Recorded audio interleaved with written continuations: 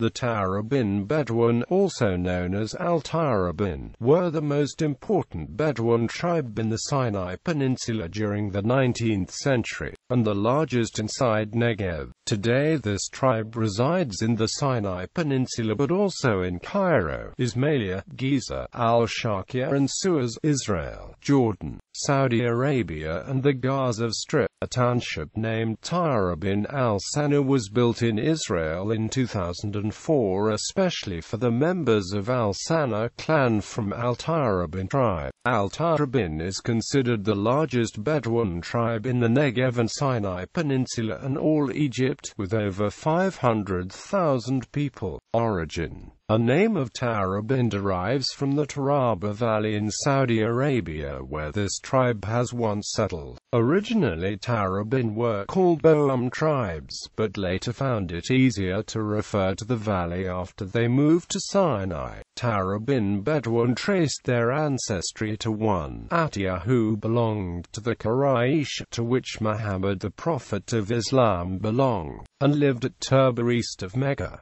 It is believed that Atiyah migrated to Sinai in the 14th century. He was buried at Al-Sharaf near Suez. Atiyah had 5 sons to which various clans of the Tarabin trace the descent. Musad was remembered as ancestor of the Khuzar, Hasbal of the Hasabila, Nabra of the Nabra, Sari of the Saraya. These 4 sections lived in Sinai. Sinai Tarabin. The Sinai Tarabin Bedouin are currently located just north of Moab and arrived to the peninsula around 300 years ago. In 1874 they are recorded in a list of Bedouin, produced by the Palestine Exploration Fund, as in the desert of the transformation of the Bedouin society and its problems. The past few decades have proved difficult for traditional Bedouin culture, due to the changing surrounding and erection of new resort towns such as Sharm el-Sheikh. Bedouin lifestyle is changing too. The once nomadic culture is transforming and these changes are not easy for the community. We can see the erosion of traditional values and this community faces relatively new challenges such as unemployment and various land issues. With urbanization and new education opportunities offered, Bedouin started to marry people outside their tribe, which once was completely inappropriate.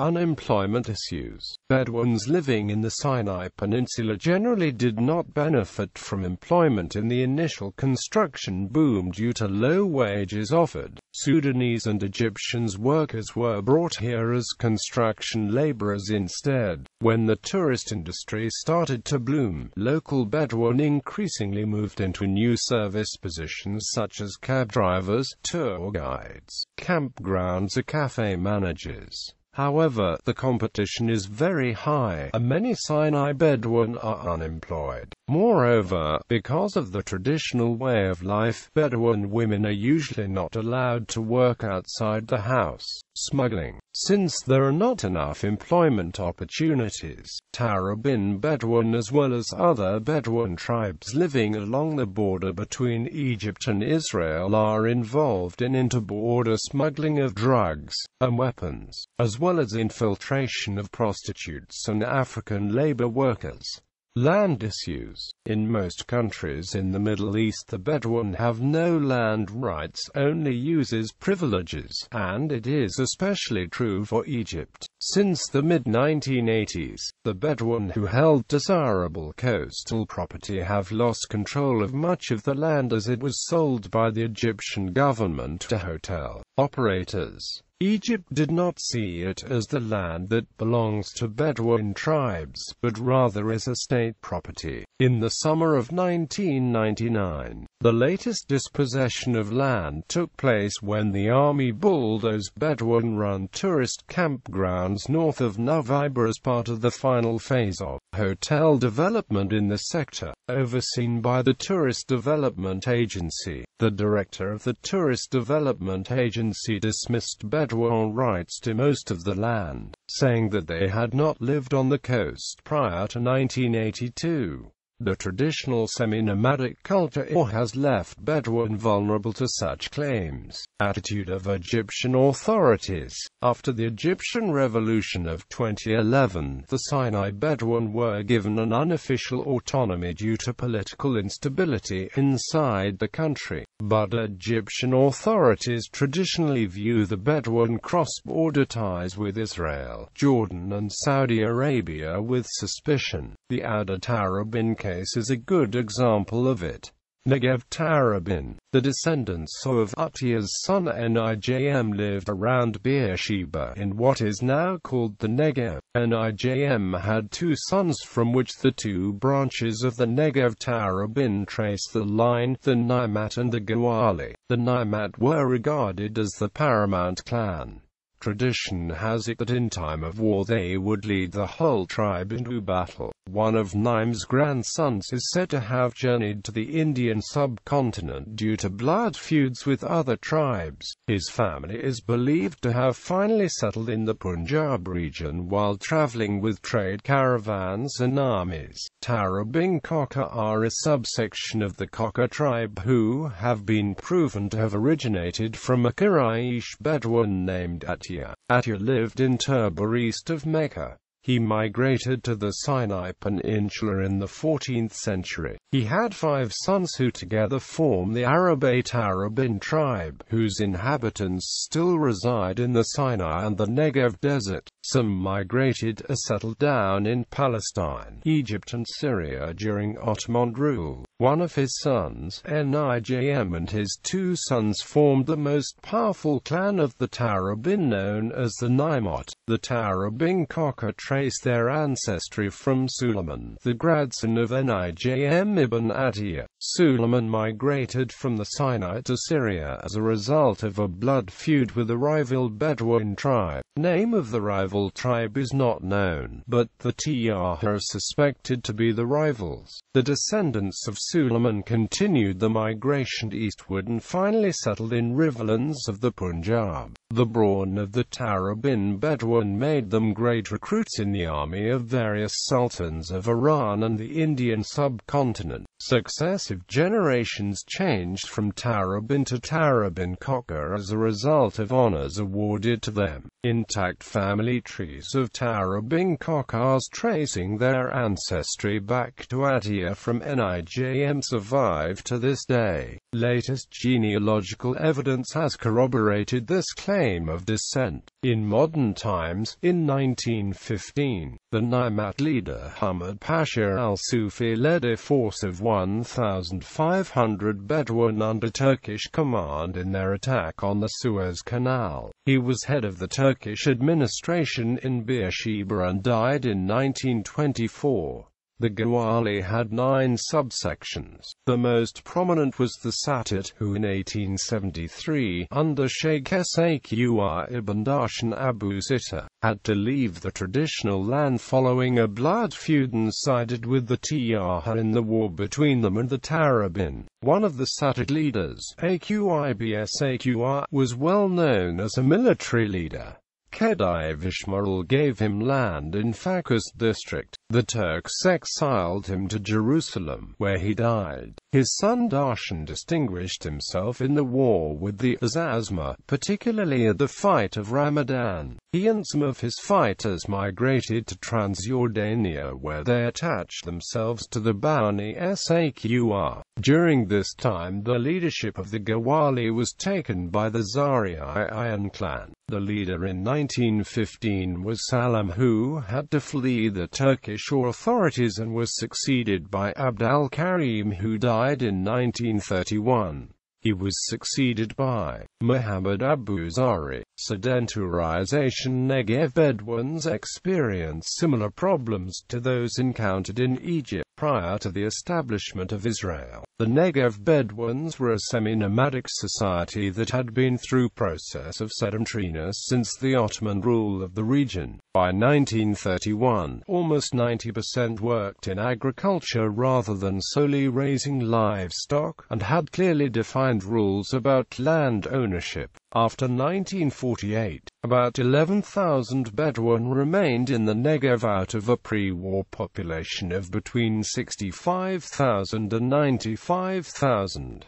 Only 19 of the original 95 tribes were left. Those who remained were relocated by the IDF to an area east and southeast of Beersheba called Sayag. In 1969 to 1989, 7 Bedouin townships with developed infrastructure were established in order to urbanize Tarabin and other Bedouin tribes and give them better life conditions. This policy so far proved only partially successful, as with erection of new villages and towns and some Bedouin population moving into brand new houses, it created several new problems. First, the townships were completely urban, and Bedouin preferred to live in rural-type settlements. It was one of the reasons why a part of the Bedouin society refused to move into new localities. But later on, this mistake was fixed by Israeli authorities. As of process of sedentarization, it is full of hardships for any nation, since it means a harsh shift from one way of life to another, transition from wandering to permanent residence. Bedouin society based on tradition also experienced plenty of problems. The rate of unemployment remains high in Bedouin townships, as well as crime level. School through age 16 is mandatory by law, but the vast majority of the population does not receive a high school education, although schooling is much more accessible now. Women are discriminated in the patriarchal-type Bedouin society. Approximately half the 170,000 Negev Bedouin live in 39 unrecognized villages without connection to the national electricity, water and telephone grids. The Bedouin consist of 25% of the population of the northern Negev and have jurisdiction over less than 2% of the land. 7 of the Bedouin townships are amongst the 8 poorest localities in Israel. Land issues. Israeli law is based mainly on mandatory law, which in turn derives to a great extent from the Ottoman law. According to the Israeli law, land ownership has to be registered in the land registry. One cannot claim land ownership unless he or she can prove that it is registered in a proper way. The process of land registration was started in the late Ottoman Empire, but due to the semi-nomadic way of life, Bedouin did not realize the need to register their ownership rights, since it brought with it responsibility to pay taxes, and they suffered from it later. In the mid-1970s, Israel let the Negev Bedouin register the land claims and issued special land claim certificates that served as the basis for the right of possession, later granted by the government. These certificates served as the base for paying compensations to some 5,000 Negev Bedouin when, following the signing of the Treaty of Peace with Egypt, there was a need to move an airport from Sinai to a Bedouin locality. After negotiations, all the local land claim certificate holders received money compensations and moved to Bedouin townships, where they built new houses and started businesses. As of today, there is a problem of trespassing on state lands and building unrecognized Bedouin settlements having no municipal status and facing demolition orders, although all the Negev Bedouin have a permanent housing solution for them. Attitude of Israeli authorities. Israel's attitude towards its Bedouin citizens has always been positive, although the relations between the Negev Bedouin and the state had their ups and downs. Nevertheless, Israel is trying to resolve Bedouin land issues. In the recent years, 13 new townships were established especially for the Negev Bedouin in order to solve the land problem as well as other problems. Numerous job and education opportunities have been created. Medical and other public services are easy to get in every village. One of such townships was built especially for the Tarabin tribe, and it bears the name Tarabin al-Sana. In 2011, the PROA Commission published its suggestion for relocation 30.000 to 40.000 Bedouin to government-approved townships. This plan did not specify the means of doing it and has been criticized by the European Parliament, but so far this criticism seemed to be baseless, since relocation is done in full coordination with the Bedouin and is voluntary. After prolonged negotiations, 3 agreements were made between the state authorities and the Tarabin Bedouin. As a consequence, the remainder of this tribe voluntarily moved into a state-built settlement of Tarabin al-Sana. A solar project. In 2011, an Israeli solar energy company, Arava Power, signed a contract with the Tarabin tribe in the Negev desert to build a solar installation. The company is negotiating with the government a 30% of Israel's guaranteed solar power feed-in tariff caps set apart just for the Bedouin people. A plan for a photovoltaic solar installation was approved by Ministry of Interior's Southern Regional Planning and Building Committee in September 2011. Members of the community, Ouda Tarabin, an Israeli Bedouin imprisoned by Egypt for illegal border crossing. Haj Musa Tarabin, a community leader,